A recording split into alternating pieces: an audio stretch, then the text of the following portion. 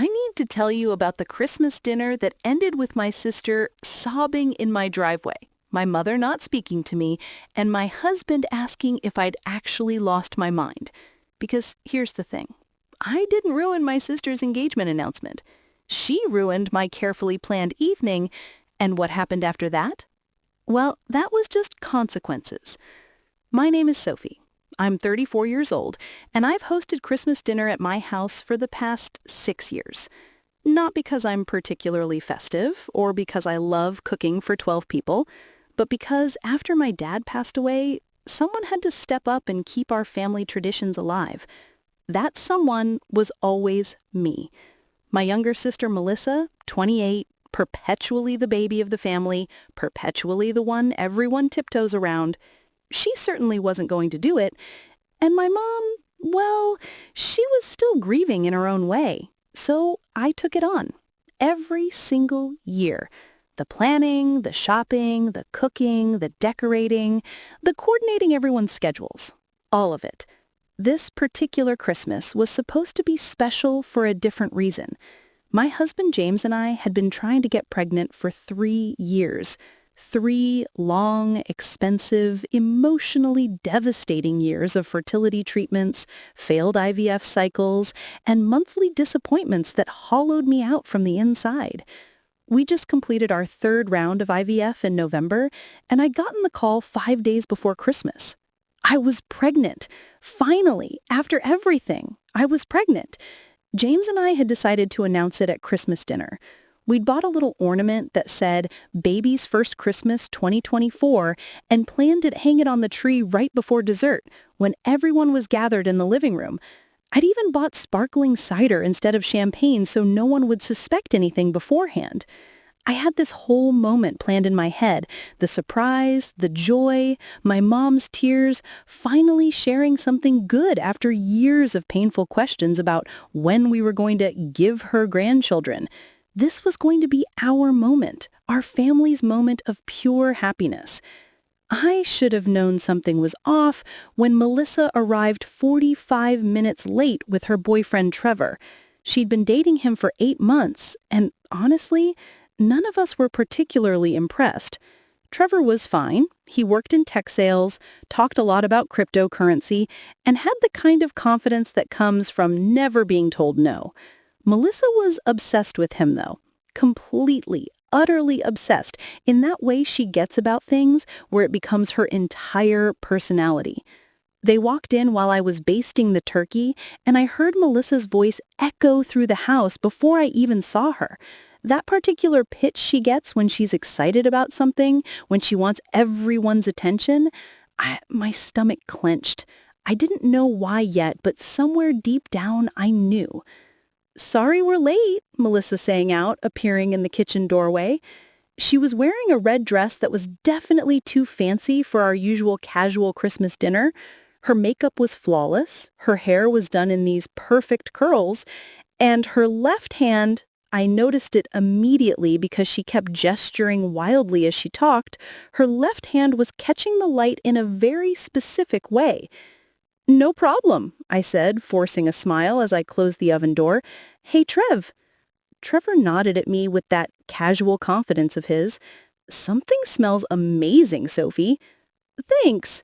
Can you guys go put your coats in the office? Dinner should be ready in about 30 minutes.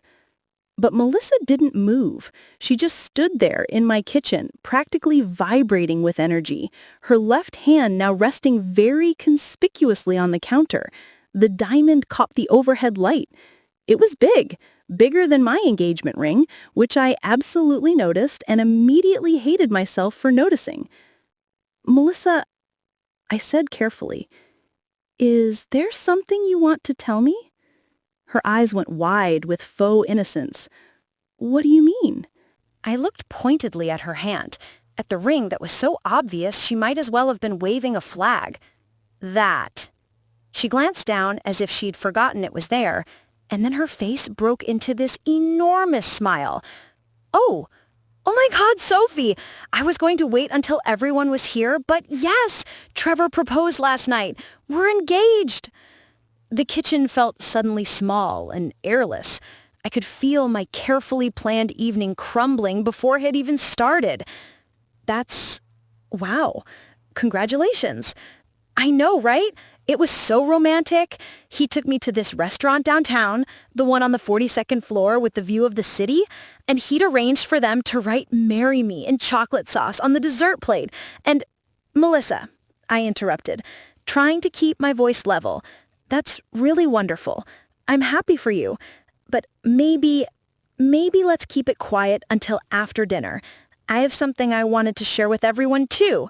And what, you want me to hide my engagement ring? She laughed, but there was an edge to it. Sophie, come on. This is huge. This is the biggest thing that's ever happened to me. I know, and we'll celebrate it. I stopped. Because how could I explain without revealing my own news? I just think it would be nice if we could do the announcement properly, after dinner when we're all together. Melissa's expression shifted into something I recognized from our childhood. Petulant, defensive. You're being weird about this. I'm not being weird. I'm just saying that I've planned this whole dinner and what? My engagement is inconvenient for your schedule? Her voice was rising now. Trevor had stepped back, looking uncomfortable. I get engaged and your first reaction is to tell me to hide it? That's not what I'm saying. It's exactly what you're saying. Melissa's eyes were getting shiny now, tears threatening. This was her specialty, turning things around so that she was the victim, so that anyone who tried to set a boundary with her was being cruel. My mother's voice came from behind me. What's all the shouting about? I turned to see my mom standing in the kitchen doorway, still wearing her coat, my Aunt Linda and Uncle Mark behind her. They'd let themselves in through the garage like I'd told them to. Perfect timing for this disaster. Mom!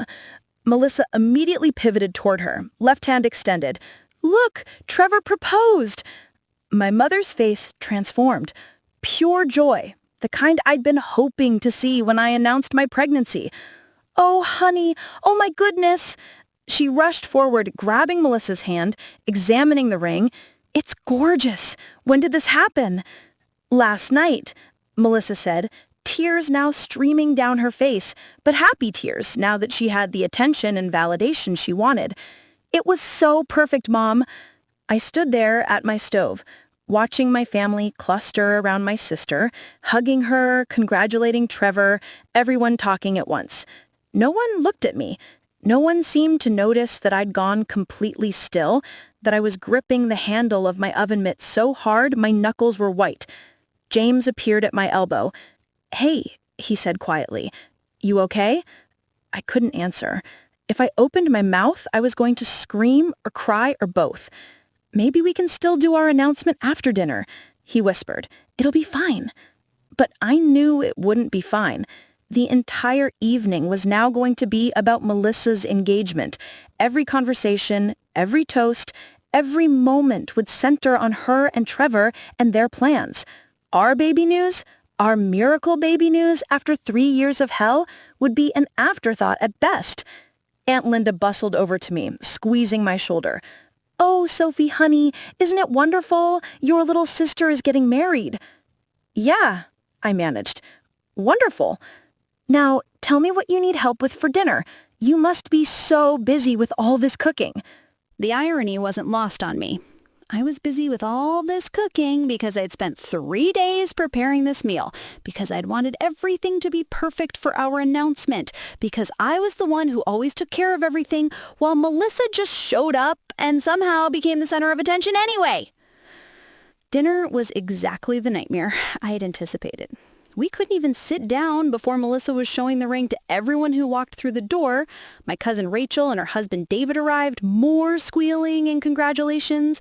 James's parents came, brought into the celebration immediately. By the time we were all seated at my carefully set table, the table I'd decorated with pine boughs and white candles and place cards in little silver holders, Melissa's engagement was the only topic of conversation. So, when are you thinking for the wedding? My mother asked, passing the mashed potatoes. Well, we were thinking maybe next fall, Melissa said, glancing at Trevor. That gives us almost a year to plan, which I know isn't a lot of time for a proper wedding, but A year is plenty of time, my Aunt Linda assured her. My daughter planned her wedding in 8 months and it was beautiful. Have you thought about venues? Asked Rachel. We have a few ideas. There's this beautiful estate about an hour from here, right on the water. It's a little pricey, but I tuned out, mechanically eating my turkey, feeling James's concerned glances from across the table. My mother hadn't even commented on the food. She usually made a big deal about how delicious everything was, how much work I'd put into it. This year, nothing. Just wedding talk. Sophie, this turkey is incredible, James's mother said, and I could have kissed her. You've outdone yourself. Thanks, Patricia, I said, trying to smile. Well, Sophie's always been the responsible one, my mother said, and there was something in her tone that made my jaw clench. Taking care of everyone, hosting these dinners. It's wonderful, really. I'm so lucky to have one daughter I can count on for these things. The implication was clear. Melissa was too busy being young and exciting and getting engaged to be burdened with things like hosting family dinners. Melissa was the fun one, the spontaneous one, the one everyone wanted to celebrate. I was the responsible one, the reliable one, the boring one who made turkey and set tables and apparently wasn't supposed to mind when my sister hijacked my dinner. Actually, I said, and my voice came out sharper than I intended, I had something I wanted to share with everyone, too. The table went quiet. Melissa's fork paused halfway to her mouth. James and I have some news, I continued, my heart pounding. This wasn't how I'd planned it. We were supposed to do the ornament reveal, the sweet moment by the tree, but I couldn't sit through another minute of this without saying something. We're pregnant. For a moment, no one spoke. Then James's mother gasped, starting to stand. Oh, Sophie, that's wonderful! But before anyone else could react, Melissa's voice cut through. Wait, you're announcing your pregnancy at my engagement dinner? I stared at her. Your engagement dinner? Melissa, this is my Christmas dinner, the one I've hosted for 6 years, the one I invited all of you to my home to celebrate Christmas together. And yes, to share that James and I are finally pregnant after 3 years of fertility treatments. 3 years, Melissa. Do you have any idea what that's been like? Melissa's eyes were wide now. I didn't know you were planning to announce it today. Because it was supposed to be a surprise. That's how announcements work. And I asked you in the kitchen to wait until after dinner to say anything about your engagement, and you ignored me completely.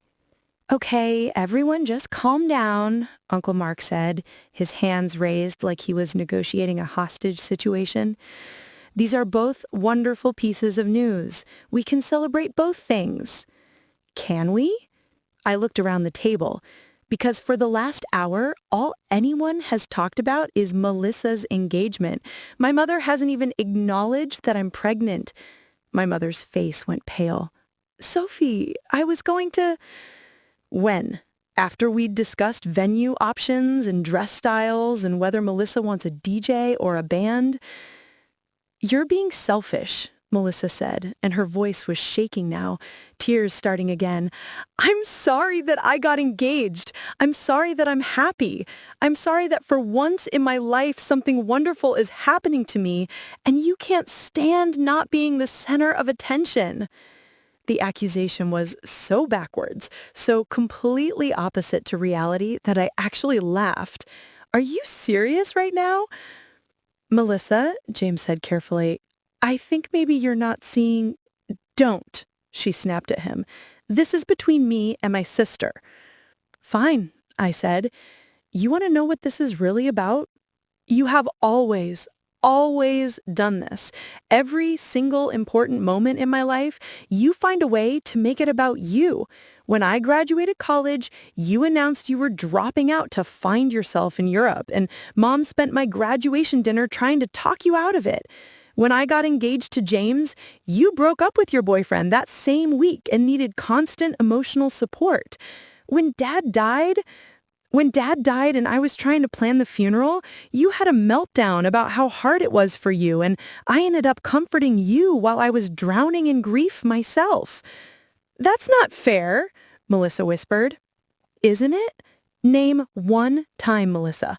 One time when something was about me and you didn't find a way to redirect the attention. She couldn't.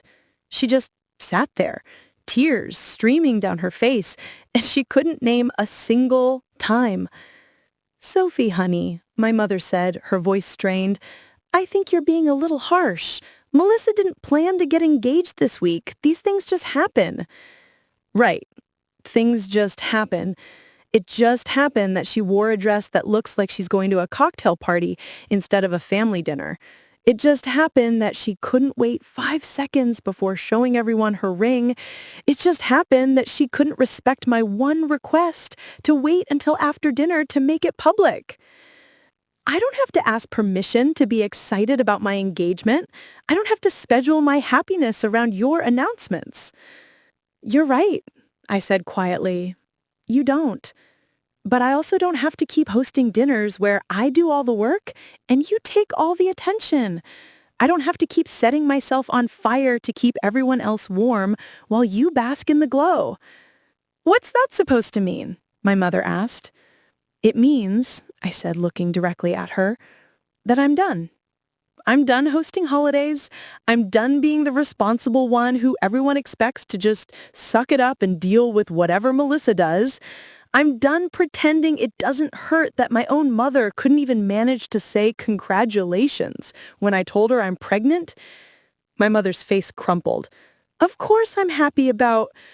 Are you? Because you haven't said it. You haven't hugged me. You haven't asked me how I'm feeling or when I'm due or anything. But you held Melissa's hand and examined her ring and asked about wedding venues for 45 minutes. The silence around the table was suffocating. Aunt Linda was staring at her plate.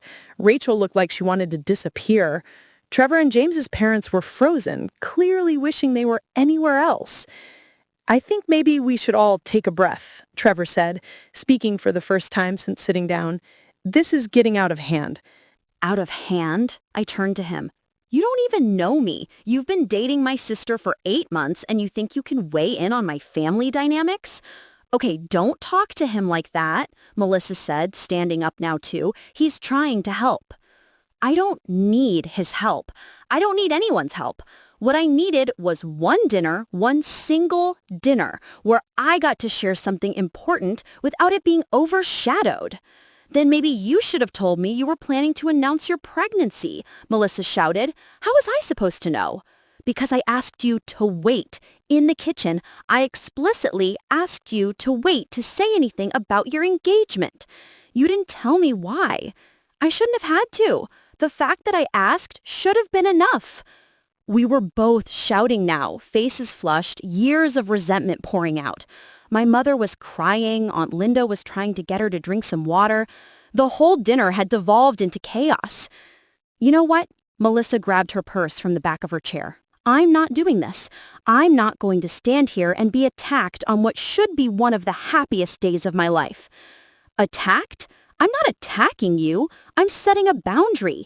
You're ruining everything. She was full on sobbing now. You're so jealous that someone proposed to me before you could have your baby that you can't even be happy for me. That did it. Something inside me snapped. Get out. Melissa froze. What? Get out of my house now. Sophie, my mother started. No, I said, cutting her off. This is my home, my dinner, and I'm done. Melissa, Trevor, leave. Everyone else can stay if they want, but the two of you need to go. You're kicking me out? Melissa looked around the table, seeking allies. Is anyone else seeing this? She's kicking me out on Christmas. It's Christmas Eve, I corrected, which was petty, but I was beyond caring. And yes, I'm asking you to leave. You can celebrate your engagement somewhere else. Trevor was already standing, looking supremely uncomfortable. Come on, Mel, let's just go. No, she turned to our mother. Mom, say something. My mother looked between us, her face anguished, and then she stood up. Sophie, I think you're being unreasonable. Melissa is your sister. She just got engaged. Can't you put aside your hurt feelings for one night? The betrayal was so sharp it took my breath away. My hurt feelings? You're pregnant, honey. Emotions are high. I understand. But Melissa's happiness is more important than mine. Got it. I could feel tears burning behind my eyes, but I refused to let them fall. You should go too, then. If you think I'm being unreasonable, you should leave. Sophie, don't do this, my mother pleaded. I'm not doing anything. I'm just finally seeing clearly. Melissa will always be your priority. Her feelings, her moments, her life. And I'm just supposed to facilitate it all and never ask for anything in return. That's not true, isn't it? When have you ever chosen me over her? When have you ever told her no or asked her to wait or put my needs first? My mother couldn't answer. She just stood there, tears streaming down her face, unable to give me a single example. That's what I thought, I said quietly. Melissa, Trevor, Mom, please leave. Everyone else is welcome to stay. I watched my sister grab her coat, watched Trevor follow her out, watched my mother hesitate, before finally, reluctantly, joining them. The front door slammed. Then the house was quiet except for the awkward shuffling of the remaining dinner guests. Aunt Linda cleared her throat. Sophie, honey, maybe we should... If you're going to tell me I overreacted, you can leave too. She closed her mouth, looked at Uncle Mark. They had a silent conversation with their eyes, and then Uncle Mark nodded. We're staying, and for what it's worth, congratulations on the baby. That's incredible news. I finally let myself cry. The rest of the evening was subdued. James's parents congratulated me properly, hugged me, asked all the questions my mother should have asked. Rachel and David opened a bottle of wine and made a toast, sparkling cider for me. Aunt Linda helped me serve dessert. We never did hang the ornament on the tree. It stayed in its little gift box on the mantel. This symbol of a moment that never happened the way I had imagined. But here's the thing. Even through the tears, even through the pain of my mother choosing my sister over me yet again, I felt something else. Relief. For the first time in my life, I'd said no to Melissa. I'd set a boundary and enforced it. I'd chosen myself. After everyone left, James and I sat on the couch in the wreckage of the dinner, 30 dishes still on the table, half-eaten pie on plates, wine glasses with lipstick marks on the rims. He wrapped his arm around me, and I leaned into him, exhausted. You okay? He asked. I don't know, I admitted. I feel like I just blew up my family. You didn't blow it up. You told the truth. There's a difference. My phone had been buzzing on and off for the past hour. I'd been ignoring it. Now I picked it up and looked. 17 text messages. 10 from Melissa, ranging from angry to hurt to manipulative. 4 from my mother, begging me to apologize. 3 from various family members who'd heard about the drama secondhand. None of them said, congratulations on the pregnancy. I showed James. He shook his head. Unbelievable. Should I respond? Not tonight. Tonight you rest. Tomorrow we deal with it. But the next morning, Christmas Day, there was no dealing with it because no one wanted to actually talk about the real issue. Melissa's texts were all about how hurt she was, how I'd embarrassed her in front of Trevor's first Christmas with the family, how I was jealous and bitter. My mothers were pleading for peace, asking me to understand how hard this was for Melissa, suggesting that my hormones were making me irrational. Not one person apologized for overshadowing my pregnancy announcement. Not one person acknowledged that maybe, possibly, Melissa could have waited one dinner to make her engagement public. Not one person seemed to understand why I was upset. I didn't respond to any of them. Instead, James and I spent Christmas Day alone in our house, eating leftover turkey and watching movies. It should have been sad, but honestly, it was peaceful. For the first time in 6 years, I didn't spend Christmas stressed about coordinating everyone, cooking for hours, making sure everyone else was happy. I just existed, with my husband and our baby growing inside me. The silence from my family lasted 3 days. Then my mother called. I let it go to voicemail. She called again. Voicemail. On the fourth call, James gently suggested I might want to talk to her. I didn't want to, really, but I answered the next call. "Sophie?" my mother said, and she was crying before she even got my name out. "Sophie, please, we need to talk about this." "Okay," I said carefully. "Talk." "I don't understand why you're so angry. I know you're upset about how things went at dinner, but honey, Melissa didn't mean to." "Stop. If you're calling to make excuses for Melissa, I don't want to hear it." "I'm not making excuses. I'm trying to explain." "No, you're trying to convince me that I'm wrong for being upset. There's a difference." She was quiet for a moment. Then, "You kicked your sister out on Christmas Eve."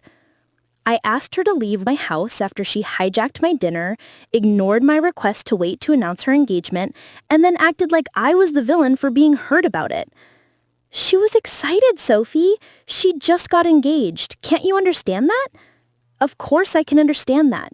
What I can't understand is why her moment matters more than my pregnancy. Why her moment is sacred but mine is negotiable. Why I am always expected to make room for her, but she never has to make room for me. That's not..." My mother stopped. Started again. "It's not that her moment matters more. It's that she's more sensitive than you. She needs more support." And there it was. The truth I had always known, but had never heard her say out loud. Melissa was sensitive, so she got to demand attention. I was strong, so I got to deal with whatever scraps were left. "I'm done being strong enough to handle being treated like I don't matter," I said quietly. "I'm done accepting less because Melissa needs more." "You're my daughter. You matter just as much." "Then act like it. Apologize for not congratulating me properly. Acknowledge that Melissa was wrong to dominate the entire dinner. Tell her she needs to respect boundaries. Do something, anything, that shows me you see how I was hurt." My mother was crying harder now. "I just want my family back together." "We can be together, but not on the same terms as before. I'm not hosting holidays anymore. I'm not mediating or managing everyone's feelings. I'm going to be a mother soon, and I need to protect my own peace." "You're punishing Melissa because you're jealous." The accusation stung, even though I'd been expecting it. "If that's what you really think, then we don't have anything else to talk about." "Sophie, please." I hung up. My hands were shaking. James pulled me close, and I cried into his shoulder, mourning the mother I wished I had, the sister I wished I had, the family dynamics I'd probably never have. Over the next few weeks, the family fracture lines became clearer. Melissa sent a long email detailing all the ways I'd wronged her over the years. Apparently, I was controlling, judgmental, and had always looked down on her. My mother forwarded it to me with a note saying, "Please read this with an open heart." Aunt Linda called to gently suggest that maybe I could be the bigger person and apologize for how the dinner ended, even if I didn't think I was wrong. Only Rachel reached out without an agenda. She called 2 weeks into January and just said, "Hey, I'm sorry about how everything went down. For what it's worth, I thought Melissa was way out of line. And congratulations on the baby. I'm really happy for you." I cried. Again, but grateful tears this time. "Thank you," I whispered. "You have no idea how much I needed to hear that." "I'm guessing no one else has said it?" "Not really, no." Rachel sighed. "Your mom and Melissa have always had this thing. You know that, right? Where Melissa gets to be the dramatic one and you have to be the stable one, and nobody ever questions if that's fair. I'm starting to see it more clearly now. Good. It's about time." We talked for over an hour. She told me about her own boundary-setting journey with family, how hard it was at first, but how much better she felt on the other side. She reminded me that I was going to be someone's mother soon and that my baby deserved to see me modeling healthy boundaries and self-respect. By the time we hung up, I felt something I hadn't felt since before Christmas. Hope. Maybe this family rupture wasn't a failure. Maybe it was necessary. Maybe this was what growth looked like. Melissa's wedding planning became a test of my resolve. My mother called in February to tell me that Melissa had set a date, October 12th, and had started looking at bridesmaids' dresses. The implication was clear. Was I going to be in the wedding? I don't know, I said honestly. Has she apologized? She thinks you should apologize to her. Then I guess we're at an impasse. Sophie, she's your sister. This is her wedding. And I'm going to be 7 months pregnant at her wedding. Did she consider that when she chose the date? Silence. Then, why would that matter? Because bridesmaids' dresses are expensive, and I'll be huge by October. Because standing up for hours during the ceremony will be exhausting. Because maybe, just maybe, she could have asked me if the date worked before she booked the venue. You're being ridiculous. Plenty of pregnant women are in weddings. Sure, when they're asked nicely and their feelings are considered, not when they're just expected to show up and be decorative and supportive no matter what. My mother hung up on me that time. It hurt less than I expected. March brought an olive branch of sorts. Melissa texted me, "Can we talk? I miss you." I stared at the message for 20 minutes before responding. "I miss you too, but I need to know you understand why I was hurt." Her reply came quickly. "I understand you felt overshadowed, but I felt attacked. Can we both just admit we handled things badly and move on?" It was textbook Melissa. Acknowledge my feelings just enough to seem reasonable, then immediately center her own hurt, then suggest we both share equal blame so she doesn't have to take full responsibility. I could feel the old urge to smooth things over, to accept the olive branch, even though it came with thorns, to just make peace. But then I felt the baby move, just a little flutter, barely noticeable. And I thought about what Rachel had said, about modeling healthy boundaries, about teaching my child that their feelings mattered. I typed out, "I don't think we both handled things badly. I think you disrespected a clear boundary I set, and when I got upset about it, you made yourself the victim. Until you can acknowledge that, I don't think we have anything to talk about." I hit send before I could second-guess myself. She didn't respond. April was my anatomy scan. James and I found out we were having a girl. We posted it on social media, a picture of little pink baby shoes. The comments poured in, from friends and extended family. "Congratulations! So happy for you! A girl!" Melissa didn't comment. Neither did my mother. That night I cried harder than I had since Christmas. James held me and let me sob it out. All the grief for the family relationships I'd wanted, the mother-daughter bond I'd thought I'd have when I finally got pregnant, the sister relationship that had never been what I needed it to be. I wanted her to be my daughter's aunt, I said between sobs. I wanted my mom to be an excited grandmother. I wanted a family that cared. I know, baby. I'm so sorry. But here's what I learned in those dark grieving hours. Wanting something doesn't make it real. I could want a different family until I was blue in the face, but that wouldn't change who they actually were. My mother would always choose Melissa's feelings over mine. Melissa would always find a way to make everything about her, and I could either keep accepting that and stay hurt, or I could grieve the family I'd wanted and build something different. I chose different. In May, I got an invitation to Melissa's bridal shower. It was being hosted by my mother and my Aunt Linda. My name was on the invite list, but I hadn't been asked to co-host. I wasn't surprised. What did surprise me was the little note my mother had written at the bottom of the invitation. "I hope you'll come. I miss you." I almost didn't go. I was 5 months pregnant, exhausted, and not particularly interested in celebrating Melissa when she still hadn't apologized. But something made me RSVPs. Maybe curiosity, maybe a tiny, stubborn hope that things could be different.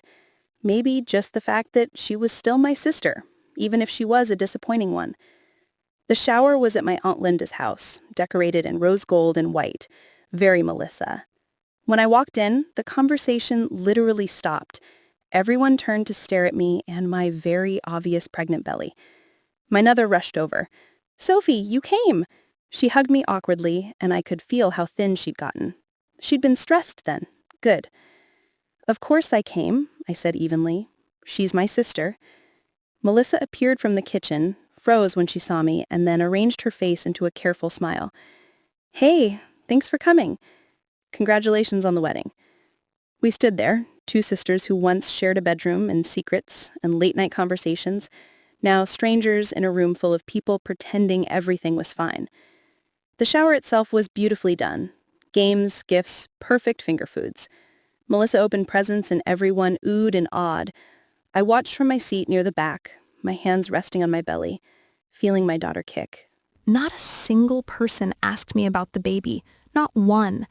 A few people smiled at my belly, and one cousin I barely knew said, "You're glowing."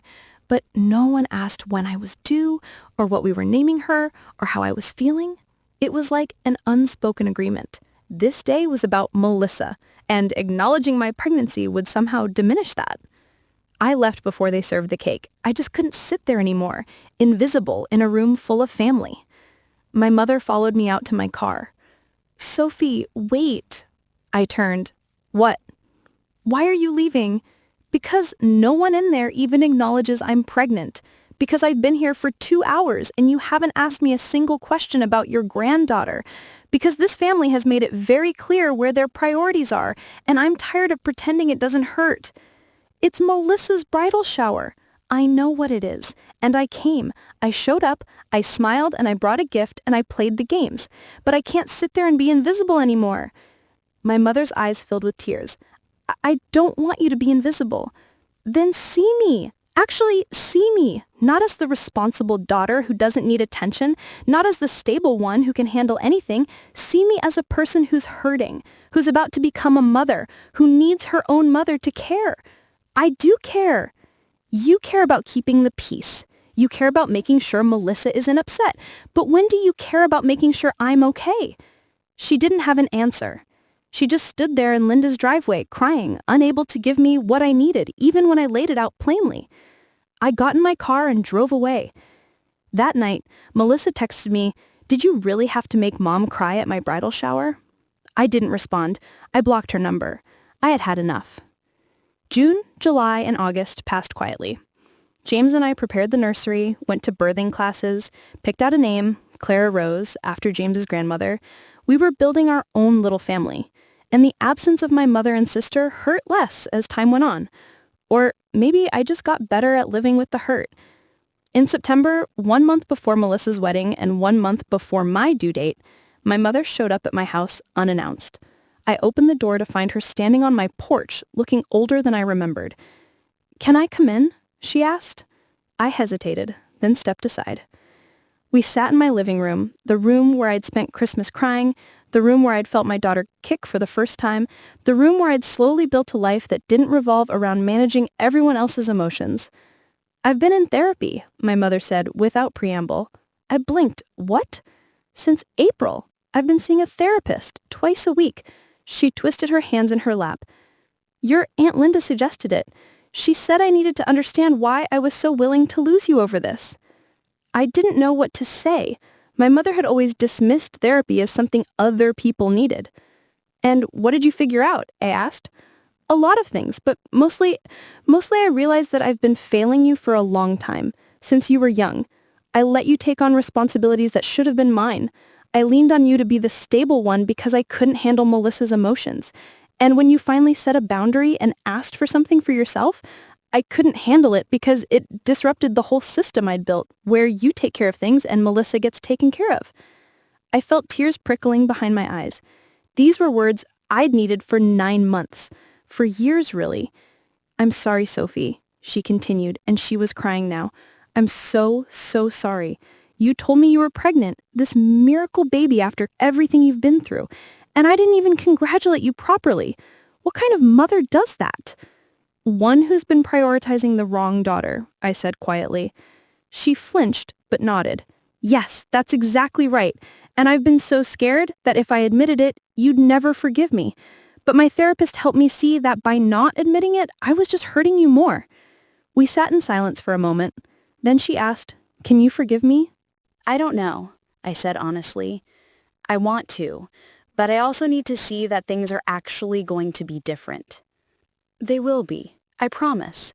I've already talked to Melissa about her behavior too. How'd that go? My mother laughed, but it was sad. Not well. She has a lot of growing to do. She's not ready to hear it yet. But I told her that I've enabled her selfishness and that has to stop. Is she still expecting me to be in the wedding? She is, but I told her she needed to apologize to you first. Really apologize, not just try to smooth things over. And she said she'd think about it. My mother reached over and took my hand. I know that's not what you want to hear, but I also want you to know that your presence in her life isn't a given anymore. I'm not going to pressure you to show up for her if she can't show up for you. I looked down at our joined hands, my mother's, spotted with age now, and mine resting on my huge pregnant belly. I've missed you, I admitted. I've missed you too, so much. Can I be involved with Clara? Can I be her grandmother? Do you want to be? More than anything. Then yes. But Mom, I need you to understand. If you fall back into old patterns, if you start prioritizing Melissa's feelings over my boundaries, I will protect my daughter from that. I won't let her grow up watching her mother be treated as less important. I understand, and I don't want to be that grandmother. I don't want to be that mother anymore either. She came to my next doctor's appointment. She threw me a small, intimate baby shower with just James's family and a few close friends, people who'd actually supported me through the past 9 months.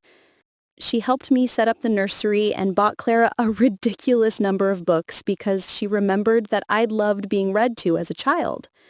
It wasn't perfect. She still occasionally made excuses for Melissa or suggested I should reach out to my sister. But when I reminded her of our conversation, she'd catch herself and apologize. She was trying. For the first time in my life, my mother was actually trying to see me. 2 weeks before Melissa's wedding, and 2 weeks before my due date, Melissa called me. Not texted, called. I stared at my phone, then answered. "Hi," she said, and her voice was small. "Hi. Mom said you're not coming to the wedding." "I'm due in 2 weeks, Melissa. I'm 9 months pregnant.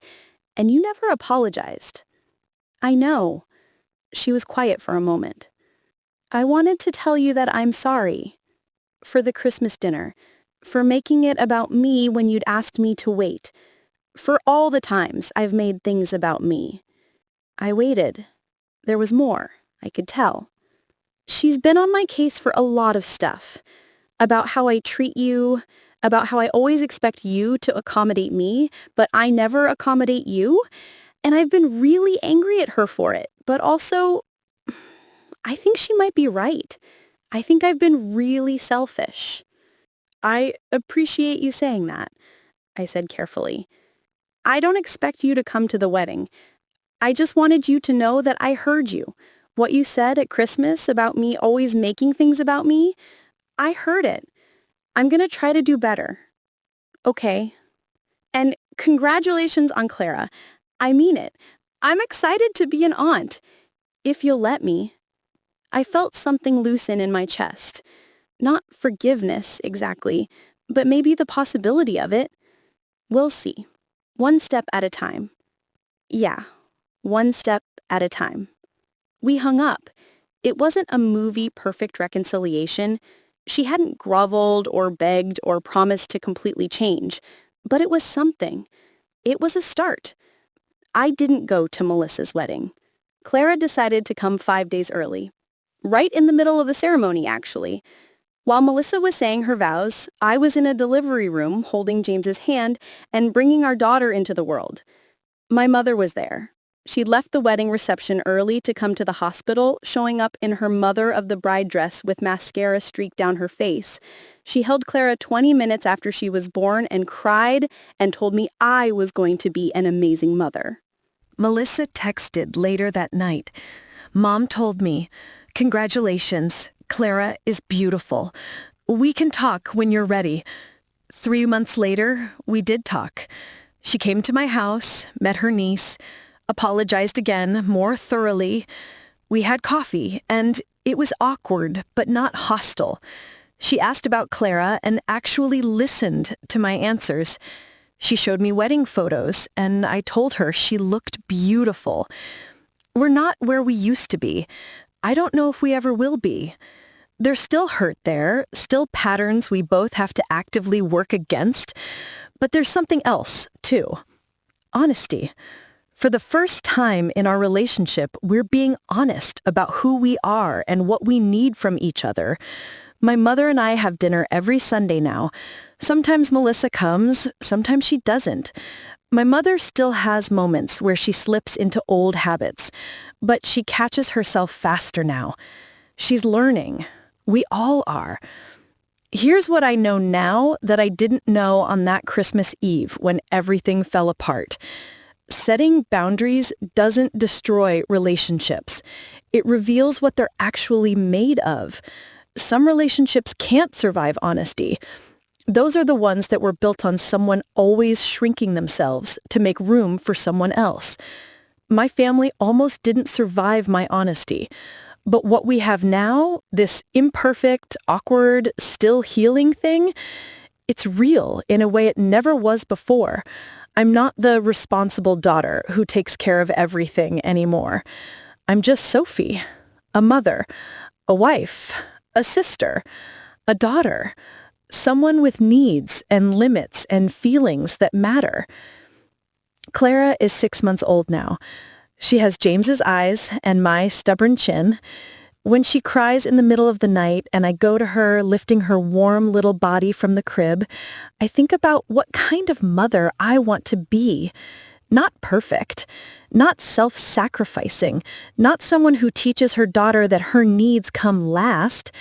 I want to be someone who shows her that she matters, that her voice matters, that setting boundaries is an act of self-love, not selfishness.